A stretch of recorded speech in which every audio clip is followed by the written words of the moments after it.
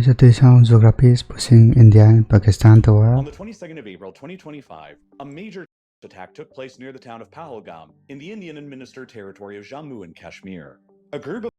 fighters emerged from the woods surrounding a meadow and ambushed civilian tourists who were visiting the area, separated the men, and then asked them for their religious identity before shooting them if they were not Muslims. 26 visiting tourists were killed, all of whom were civilians and nearly all of whom were Hindus, representing That's terrible. the deadliest terror civilians in Jammu and Kashmir in more than 30 years, and the deadliest attack on civilians anywhere in India since 2008. And immediately afterwards, the attack sparked a major diplomatic crisis between the governments of India and neighboring Pakistan, after India accused the Pakistani government of having supported and enabled the attack, and vowed that it would retaliate against Pakistan. In the days and weeks that have followed, India and Pakistan have both revoked visas for each other's citizens, closed their airspaces to each other's airlines, sealed their border, urged each other's citizens to immediately leave the other country, while gunfire exchanges along their disputed borders between their armies have been an almost daily occurrence. India has even threatened to shut down the majority of Pakistan's water supply through the Indus River. What has been like? It's been like a month or something. System over the crisis, which Pakistan has warned would be taken as an act of war. The risk of a massive war erupting between India and Pakistan has nearly always been present for decades, but it appears to have increased in That's the Prime Minister of India. chances dramatically over just the past few weeks. A previously relatively unknown militant group known only as the Resistance Front initially claimed responsibility for at Pahalgam, a group that is generally believed to be an offshoot of the more well-known Lashkar-e-Taiba, a Salafi jihadist organization based next door in Pakistan that is widely designated as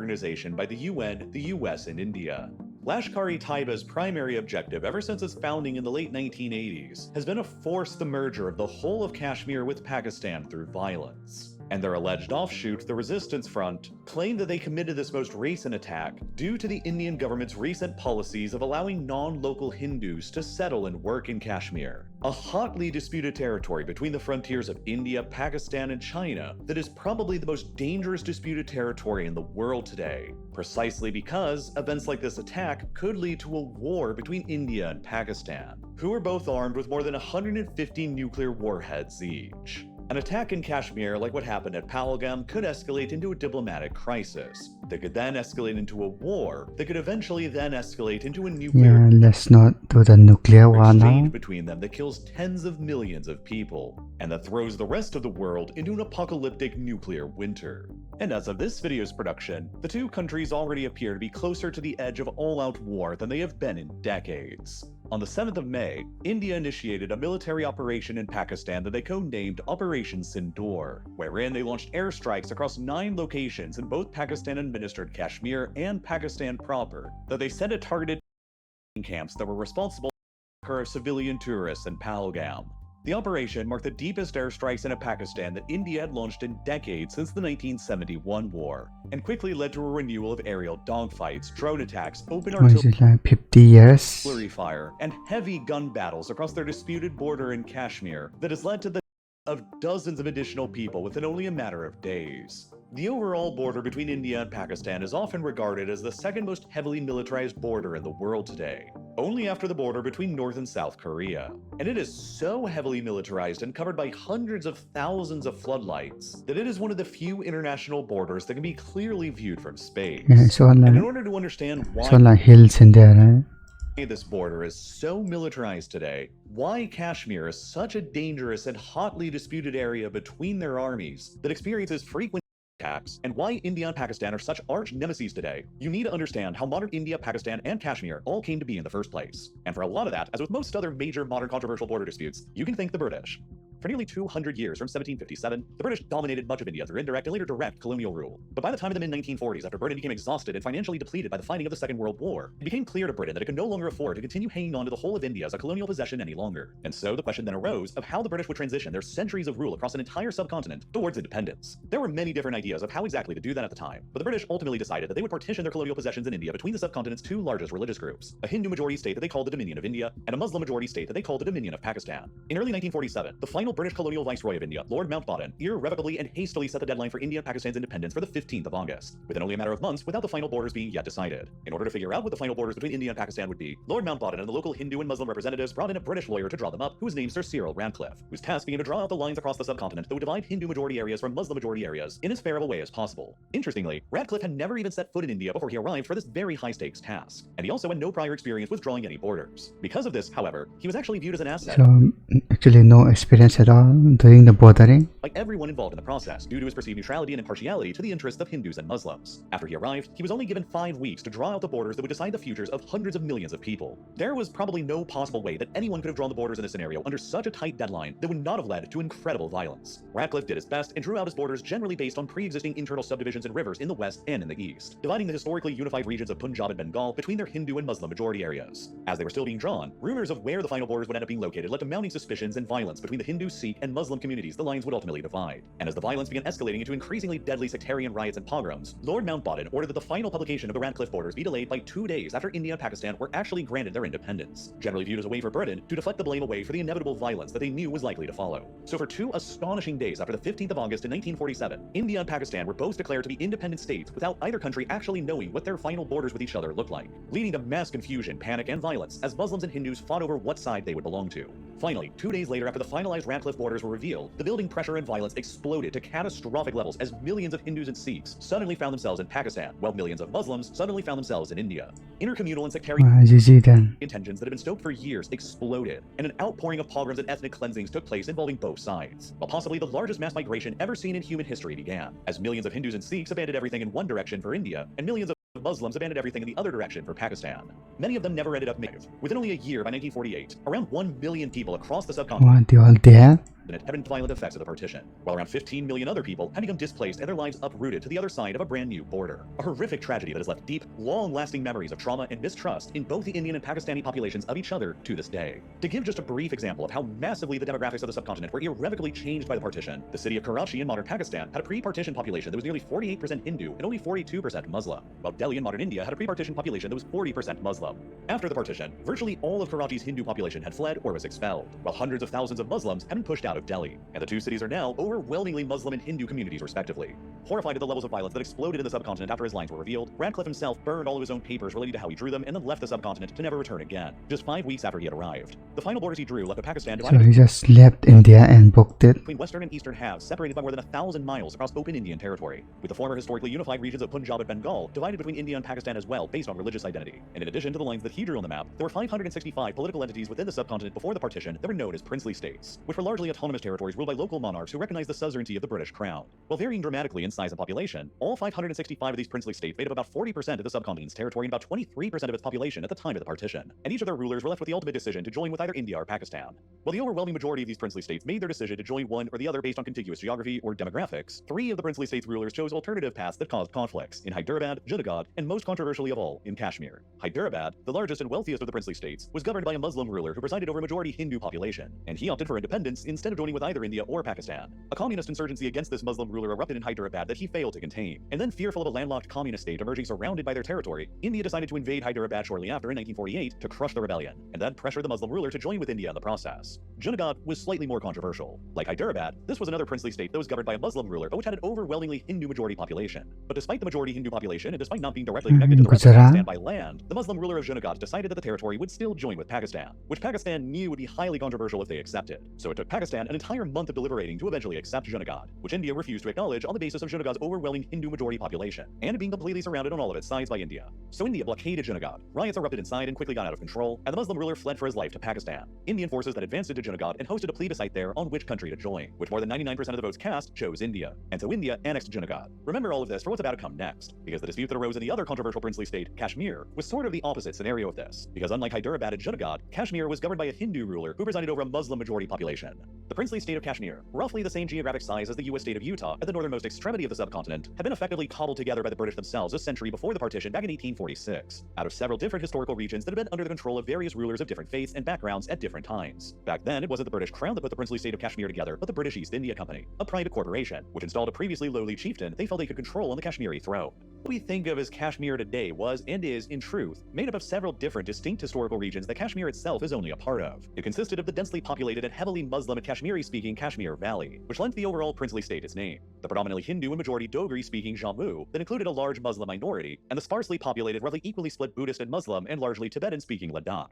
The East India Company installed a Hindu dynasty from the Jammu region onto the throne of Kashmir, who always lacked legitimacy within the Kashmir Valley and Ladakh regions that had majority non-Hindu populations. A century later, in 1947, at the time of partition, the still Hindu ruler of Kashmir, the Maharaja Hari Singh, proved indecisive on choosing which path to pursue. He alone possessed the legal right to take all of Kashmir into either India or to Pakistan. But he also initially desired to pursue a third path like the ruler of Hyderabad had attempted, and he wanted to make Kashmir an independent nation. Both India and Pakistan attempted to apply pressure on Kashmir after their independence to sway the Maharaja to their side, while the Muslim majority of Kashmir generally looked towards Pakistan, and the Hindu and Buddhist minorities in Jammu and Ladakh generally looked towards India. All across the princely state of Kashmir at the time in 1947, the total population was 77% Muslim, with a significant 20% Hindu minority. As the pressure mounted and the future remained uncertain, now it's India, so revolts broke out among the Muslim community in Kashmir's western Poonch region, which was quickly supported by thousands of Pakistani tribesmen who were allegedly armed and supported by the Pakistani government, who crossed over the border into Kashmir in either an invasion or an intervention, depending on your perspective. The Hindu Maharaja of Kashmir was not capable of stopping this assault and the rebellion on his own, and so he asked for India's military assistance in repelling them. India then clarified that they would indeed be willing to send their military support to repel the Pakistanis and quash the rebellion, but only on the condition that the Maharaja finally made up his mind and joined Kashmir to India in exchange. Under this enormous pressure, the Hindu ruler of Kashmir agreed with India and signed the document to incorporate his Muslim-majority state into India instead of Pakistan.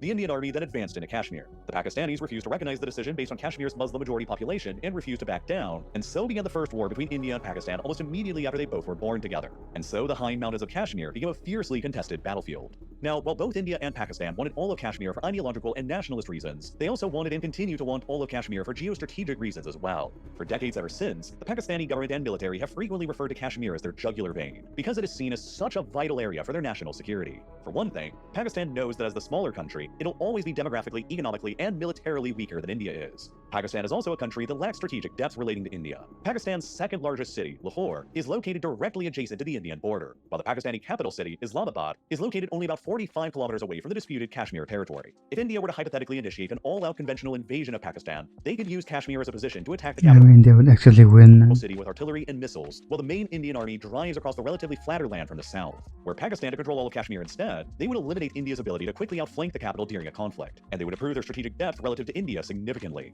Moreover, without Kashmir, Pakistan would have no direct access to what has become their greatest geopolitical ally, China. China maintains a significant number of separate territorial disputes with India as well, and so on the principle of the enemy of my enemy is my friend, Pakistan and China have drawn increasingly closer together on Andhra Pradesh too. over the decades due to their shared rivalry and territorial disputes with India. The relationship between them has gotten even more serious in the 21st century, as Pakistan has become the keystone project in China's overall Belt and Road Initiative. Since 2015, China has invested more than $65 billion into what they call the China-Pakistan Economic Corridor, a series of thousands of kilometers worth of paved highways and railways that sprawl out from Pakistan's Arabian Sea port of Gwadar across the country into China's western Xinjiang province. This route, built up at tremendous expense and effort over the past decade, enables China to import some oil from the Persian Gulf without that oil having to travel through the strategic Strait of Malacca, which China fears the US Navy could blockade and shut down in the event of a war between them. The China-Pakistan Economic Corridor therefore gives China greater strategic flexibility with energy resources by providing them with an alternative, more secure supply route. And it's given Pakistan tens of billions of dollars for development and further solidifying their bond with China. And the linchpin of the whole project is, of course, Kashmir, which is the only way that Pakistan and China are able to directly connect with one another,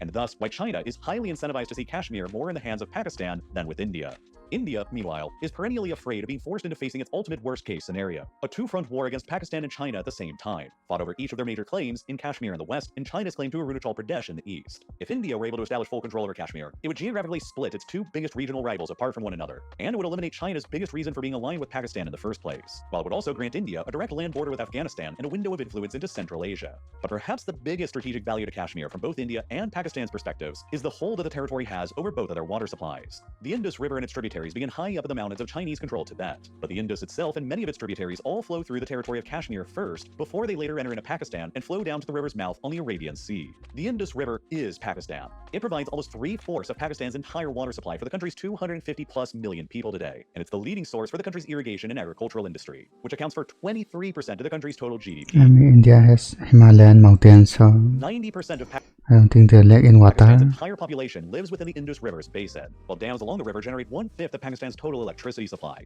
This is the main reason why the Pakistani military refers to Kashmir as their jugular vein. If Pakistan were to control all of Kashmir, they would be able to fully secure all of their water supply. But if India were to control all of it, Pakistan would always fear that India would be able to restrict or even shut down their water supply along the Indus and throw the entire country's future into jeopardy. These strategic stakes and interests, on top of their nationalist claims based on the territory's Muslim majority for Pakistan and the former Hindu ruler's decision for India, have always meant that Kashmir would be seen as a core national interest of both Pakistan and India alike, and what has contributed to the bitterness of their fight over it for nearly 80 years now. For just over a year after October of 1947, the Indian and Pakistani armies battled each other within Kashmir for control of the territory, and the front lines gradually solidified around what initially became known only as the ceasefire line, after both sides agreed to a ceasefire in January of 1949. Thousands of soldiers on both sides were the end of it. India controlled roughly 63% of the territory of the former princely state, including the heavily populated Kashmir Valley, the more sparsely populated Ladakh, and most of Jammu, while Pakistan had gained control over a part of Jammu in the west, and the more remote, sparsely populated territories of Gilgit and Baltistan in the north, with both sides left continuing to claim all of the others' holdings within the former princely state as well. The front line between their armies in Kashmir was never recognized by either side as a final border, and only as a temporary ceasefire line as per the terms of the Karachi Agreement they signed later over the summer of 1949.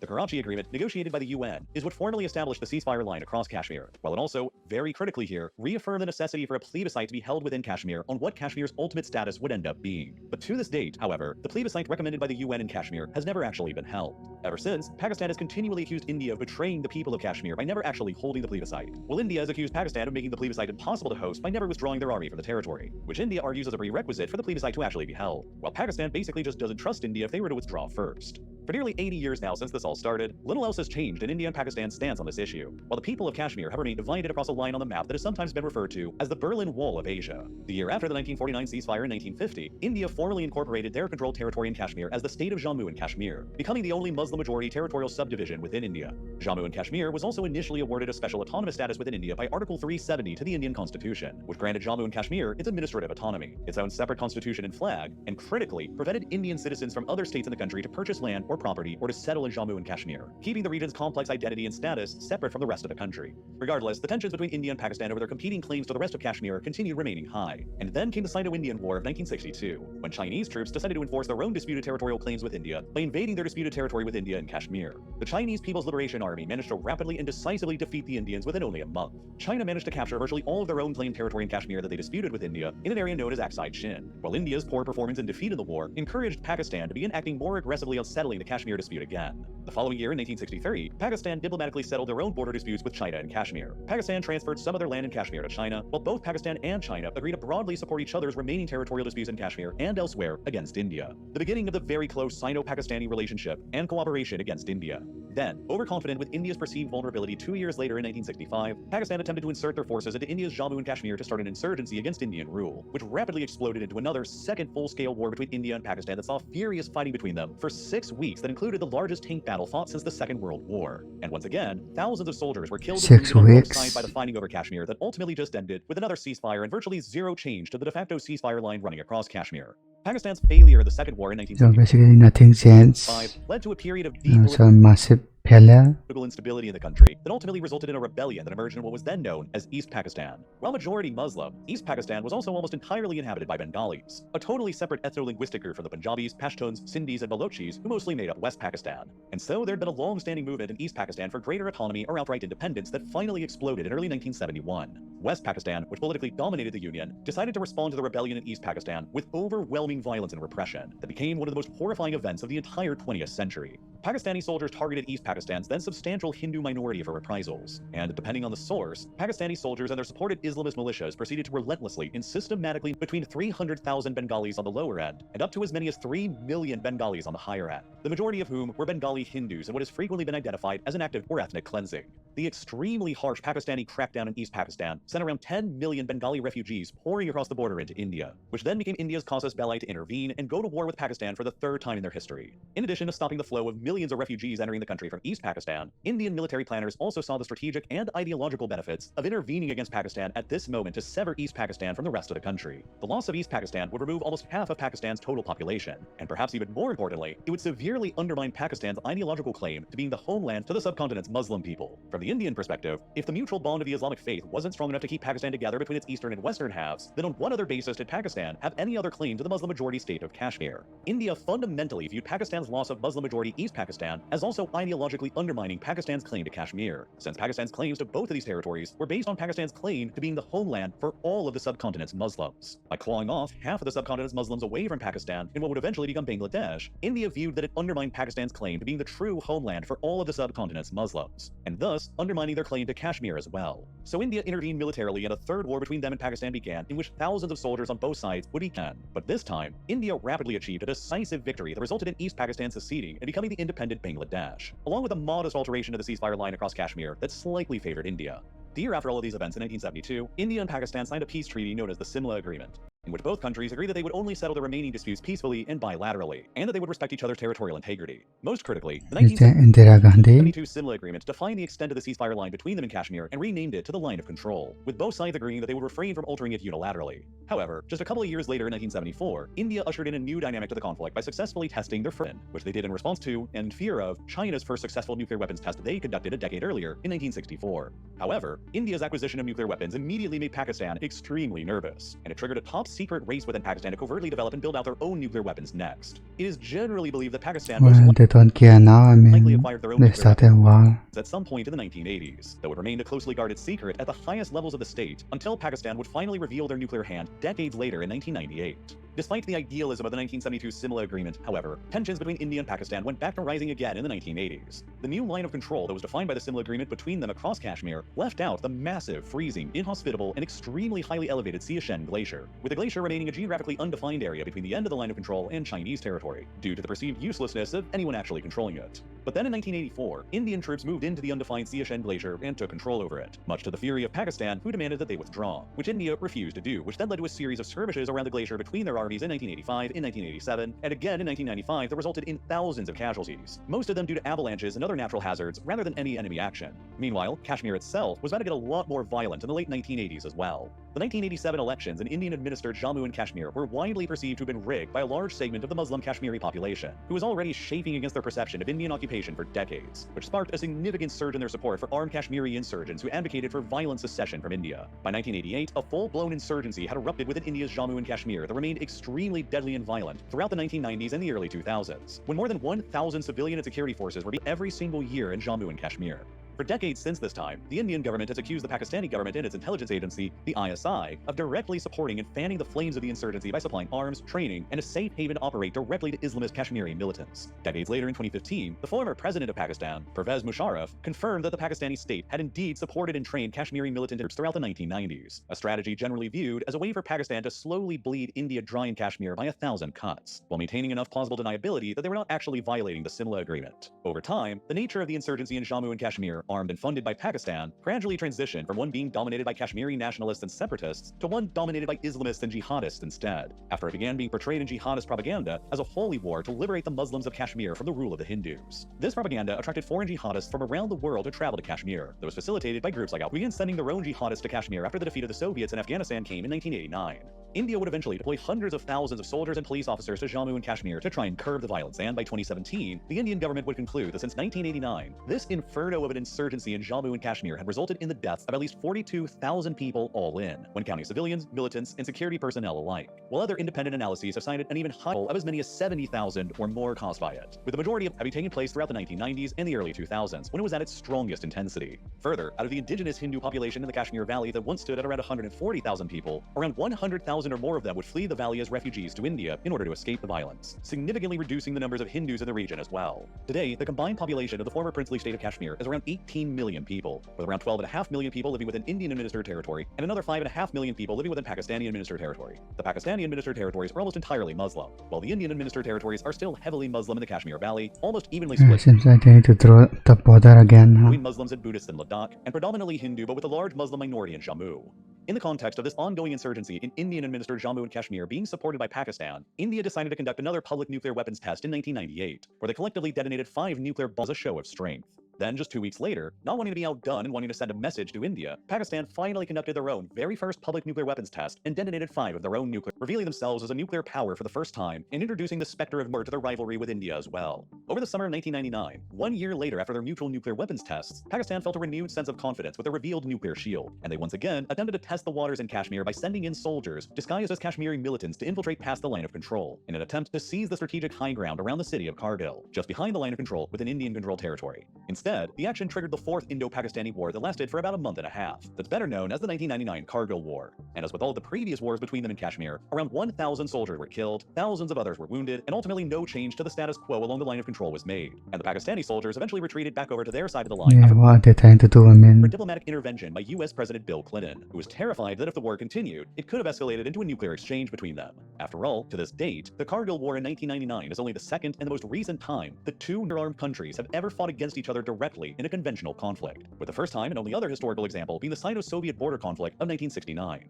The defeat of the Pakistani army on the battlefield in Kashmir during the 1999 war appears to have led the Pakistani military to recalibrate tactics more towards supporting the militancy, separatism, and terrorism in Jammu and Kashmir to undermine India's position there instead. The conflict became one of long-lasting Muslim Kashmiri grievances and never being allowed the right of self-determination, and an Indian government focused on crushing what it viewed as an illegitimate insurgency movement in one of their states, fomented from abroad by their arch-rival Pakistan, leading to repeated tit-for-tat violence between all sides involved for years. The two largest Pakistani jihadist militant organizations that formed during this time were Lashkar-e-Taiba and Jaish-e-Mohammed, both of which are based in Pakistan and are allegedly aligned with elements of the Pakistani government, that both seek Jammu and Kashmir's full integration into Pakistan and wage a violent campaign against the Indian government and civilians in order to try and achieve that goal through force. Since the start of the 21st century, both of these Pakistan-based militant organizations have been responsible for carrying out multiple extreme acts in India. In 2008, a group of men belonging to Pakistan-based Lashkar-e-Taiba went on a throughout the Indian city of Mumbai over a period of 3 days and 66 people, including 6 Americans, and wounded hundreds of others before being eliminated by Indian security and police. It remains the deadliest terrorist attack to have ever what are Americans doing in there? What? happened in India's history, and after it, India chose to pursue the diplomatic course of action and sought cooperation with the Pakistani government to bring the perpetrators to justice, which began a brief era of moderately improved relations between the two countries before it was shattered again in September of 2016, when Pakistan-based Jaish-e-Mohammed attacked a remote Indian army base in Jammu and Kashmir near the small town of Yuri, just behind the line of control. 18 Indian soldiers became the deadliest single attack on the Indian military scene in decades, and this time, under the relatively new and more heavy-handed Narendra Modi administration, India would not pursue the path of diplomacy. India claimed that it then launched several surgical strikes against Jaish-e-Mohammed affiliated training camps within Pakistani-administered Kashmir, which Pakistan then curiously denied having ever taken place. An uptick in the frequency of recorded skirmishes along the line of control began thereafter, with dozens of casualties, while violent demonstrations and protests demanding an independent Kashmir or a merger with Pakistan increased as well. Throughout 2017, more than 300 people Indian-administered Jammu and Kashmir in various different clashes, and fears began rising that the region was heading back to the violent and turbulent period of the 1990s again. And then came the incident that would change everything in early 2019. In February of that year, a Jaish-e-Mohammed affiliated local Kashmiri attacked an Indian military convoy of trucks on a highway in Jammu and Kashmir that 40 Indian soldiers and wounded 35 others, making it the deadliest single attack in Kashmir seen in the past 3 decades. What the attack drew the? fury in India, and the Modi government accused Pakistan of enabling the attack by proxy through Jaish-e-Mohammed, while Pakistan condemned the attack and denied all of its connections to it. Within a few days, the two arch-rivals would be on the brink of all-out war again. 12 days after the attack, the Indian Air Force launched into Pakistan proper outside of any territory in Kashmir, claiming to be attacking Jaish-e-Mohammed training camps, but also representing the first time in history that the Pakistan Air Force retaliated by launching 6 aircraft across multiple locations in Indian-administered Jammu and Kashmir, representing the first time that the Indian and Pakistan Air Forces had attacked each other's territory in decades since the 1971 war. Indian fighters were scrambled to intercept the Pakistani jets, which resulted in an aerial dogfight taking place between them. During this dogfight, one of the Indian fighter jets was shot down by the Pakistanis, whose pilot managed to land safely, but it was also taken as a prisoner by ground-based Pakistani forces, while Indian anti-air defenses mistakenly shot down one of their own helicopters in a friendly fire incident, Indian soldiers and 1 civilian. These 2 disasters that day gave India a harsh wake-up call that their military was probably not as prepared to engage the Pakistanis in another conflict as they might have initially thought, and that provided them with an off-ramp to begin de-escalating the situation that resulted in the Pakistanis returning the captured Indian pilot just a couple of days later. Despite conducting airstrikes on each other's territory for the first time in decades, a 5th war between India and Pakistan would be narrowly averted this time. At the time, the high command of the Indian military viewed themselves as being unprepared to engage in another war with Pakistan. A 2018 report by the Indian Parliament concluded that 68% of the Indian military's equipment was considered vintage, 24% is current, and only 8% as state-of-the-art, levels that have remained fairly similar as recently as 2023, and perhaps influencing India's readiness to actually go to war into the present. So, the Indian government decided to respond to the increasingly attacks that were happening in Jammu and Kashmir, and Pakistan's shoot down of one of their jets by dramatically increasing the presence of their soldiers and counterinsurgency operatives in Jammu and Kashmir to around 500,000 strong. And then, most controversially in August of 2019, the Indian government revoked Article 370 from the Indian Constitution, which stripped Jammu and Kashmir of its decades of autonomy within the Indian system and put it directly under the control of the central Indian government for the first time in history. The Indian government then enforced a crackdown in Jammu and Kashmir that lasted for more than a year after that, with the internet and phone services in the territory frequently cut off and on again, mandatory curfews, and thousands of arrests that were made as the government attempted to stamp out the insurgency. Most controversially, however, India's revocation of Article 370 also meant the stripping of one of Jammu and Kashmir's oldest legal protections, the restriction on limiting land and property ownership and settlement in the territory to indigenous Kashmiris only. This then led to massive fears amongst the majority Muslim Kashmiri population that India I'm not sure they would like that. then began encouraging and promoting Hindu settlement in the Kashmir Valley in order to begin demographically diluting the numbers of Muslims. Given enough time without their legal protections against outside settlement, the Kashmiri fear was that India would effectively slowly transform Jammu and Kashmir into a model that looked something like Israel's treatment of the West Bank, eliminating their only Muslim majority territory in the process through deliberate demographic engineering, and that whenever India felt confident enough in a Hindu majority in the territory,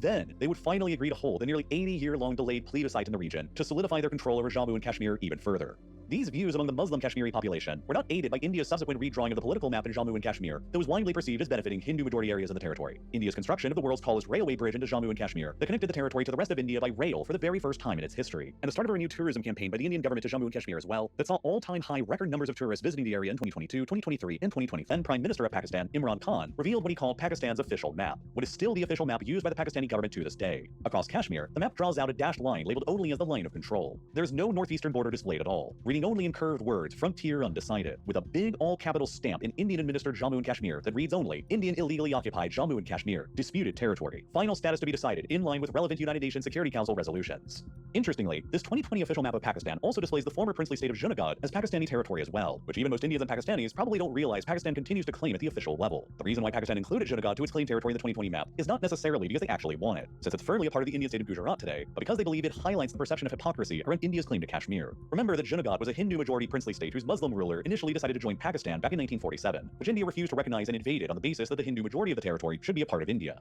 Meanwhile, in Kashmir, the opposite scenario took place, where the Hindu ruler chose to join his Muslim majority princely state with India, which Pakistan also objected to and invaded, but India was able to also invade and stopped Pakistan on the basis that the Hindu ruler had made his decision. In effect, Pakistan marking Junagadh as their claimed territory in 2020 is a bit of cartographic trolling that they used to highlight how India took two contradictory approaches to Junagadh and Kashmir. Meanwhile, the Indian official map continues simply showing all of the territory in Kashmir as firmly belonging to India, including the currently Chinese and Pakistani-controlled areas, with no indication of a dispute or contested territory or the realities actually on the ground displayed at all. Meanwhile, tensions between India and Pakistan continued mounting. In 2022, there was an incident where India fired an unarmed cruise missile into Pakistani territory that impacted in a remote field without causing any damage or casualties. The incident therefore attracted little international attention, but the cruise missile was in fact a nuclear-capable missile that could have been carrying a warhead, interestingly marking the very first country's why did India do that? What? In the middle of the field though? Claimed that the incident was an accident and part of a technical malfunction, but it nonetheless highlighted the present dangers of miscalculation and nuclear escalation between themselves and Pakistan. เทคนิคการมาฟังก์ชันป่ะ Small-scale attacks in Kashmir continued rising, small-scale skirmishes along the line of control continued taking place, and then finally came the most recent massive attack that we discussed at the start of this video in Pahalgam in April of 2025, when Pakistan-based Lashkar-e-Taiba-affiliated Kashmiri militants or other than their religion, and the ensuing runaway escalation that has followed from it. So far, the most earth-shattering development since this most recent attack have been India's suspension of the 1960 Indus Waters Treaty and Pakistan's retaliatory suspension of the 1972 Simla Agreement. Back in 1960, India and Pakistan signed the Indus Waters Treaty, which regulated their shared access to the waters of the Indus River system that ran through disputed territory in Kashmir. 6 rivers, including the Indus River itself, flow through their disputed territory in Kashmir. The Indus Waters Treaty granted unrestricted use of the waters in the 3 eastern rivers, the Ravi, the Sutlej, Beas, to India, which largely flow outside of the context of disputed territory in Kashmir before they enter into Pakistan later. The treaty also granted Pakistan the full control over the 3 western rivers, the Indus, the Chenab, and the Jahela, which all pass through India's controlled territory in Jammu and Kashmir before they later enter into Pakistan further downstream. The language of the treaty requires that India allow all of the water in these rivers to flow freely into Pakistan for their unrestricted use, and throughout all of the previous wars and conflicts between them, it is always continually held up until this very moment. India had come close to ending the agreement after the Pakistani-backed terrorists attacked the Indian Army base at Uri in 2016, when India's Prime Minister Narendra Modi now famously said that blood and water cannot flow together, while they also threatened to divert the eastern rivers away from Pakistan after the 2019 suicide bombing attack as well. But ultimately, they never did. India is not currently in a position to immediately halt the flow of the water in the Indus or any of the other rivers to Pakistan, but their suspension of the treaty for the first time in history implies that they might work towards that capability in the near future, which if successful would enable India to practically destroy Pakistan if they wanted to, since the Indus and its tributaries provides nearly 3/4 of Pakistan's entire water supply.